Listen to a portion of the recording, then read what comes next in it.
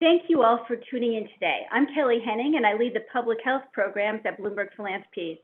I'm here today to talk about the importance of data amidst the COVID-19 pandemic. For those of us who work at Bloomberg Philanthropies, we are no stranger to Mike's favorite saying, "In God we trust, everyone else bring data." But I think what the pandemic has underscored is the fact that there are still major gaps in how we collect the data and therefore how we can use it in real time to make effective decisions, like in this pandemic moment. The mapping of data to better understand rates across cities and states and even across the globe has been crucial in combating the epidemic. But we can still do more. And one lesson that we've learned over these past 2 years is that more purposeful collection of data about race, socioeconomic status, and other factors is very crucial. I'm so pleased today to have Beth Blauer with me. She is the Associate Vice Provost at Johns Hopkins University, and she has spent her entire career improving people's lives by bringing data into the government decision-making process. Beth, I'm so pleased you could be with us today.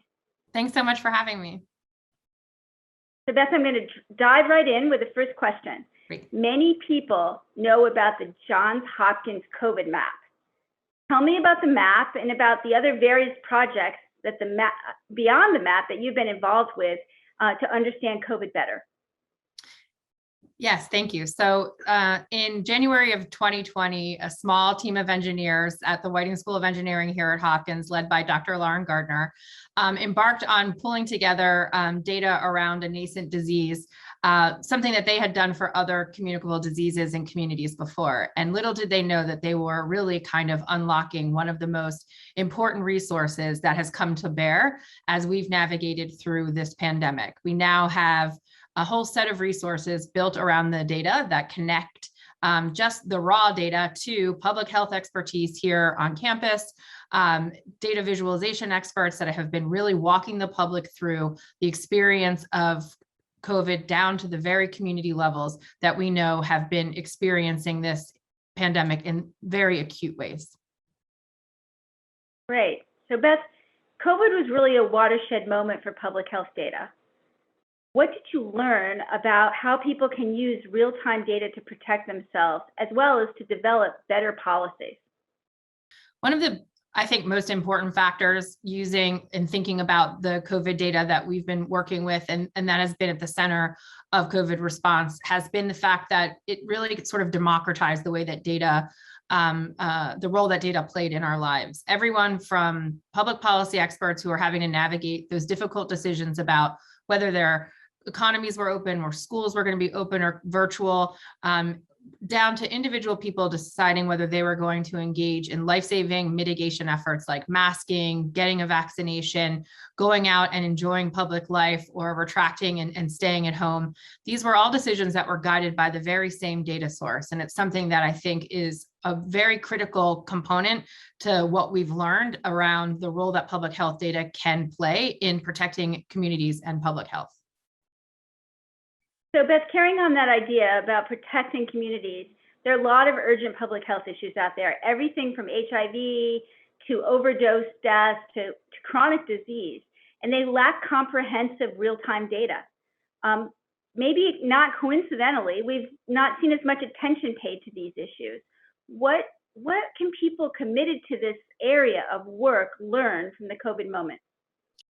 Well, one of the things was that what we learned was a lot of the infrastructure that was used to collect this data, to aggregate it, and to share it with the public was built to support COVID tracking, which meant there haven't been long-term sustained investments in public health data infrastructure. So one, we have to invest in the tools and the platforms to be able to do this, and the skills in government to do this in the long term. The other thing that we're learning right now is that states don't have a long-term commitment to approaching public health monitoring in this way. And we gotta really articulate a demand for it. There are lots of problems that we face as communities that can be solved with data and a firm understanding of the impacts they're having in our community. We don't want to let this, we don't want to have this genie go back into the bottle. So Beth, I want to ask you a last question. What was it like for you personally to be in the center of this big data storm? And when you look back, what do you think you're going to remember the most? No, I think, a lot of sleepless nights obviously were a big part of the work, especially early on.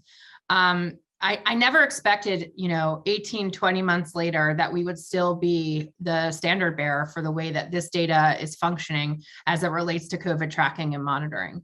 And so I think it's really kind of redefined the role of universities and research institutions as a way to support how we actually engage in public health, but it also has called into question whether or not we have the right set of standards and the guiding principles from the places where we expected standard bearing to happen, like in our federal agencies and in the places where we look to really get a deeper understanding of the way that a global pandemic has impacts in our communities, but also those core public health challenges that we're all facing. And so I think it's a huge opportunity to take a moment and to really catalyze all of the investment that has been made, but also all of the thinking that's gone in to how we can solve hard problems together as communities. Great. Thank you so much, Beth, and for being with us today. Thank you.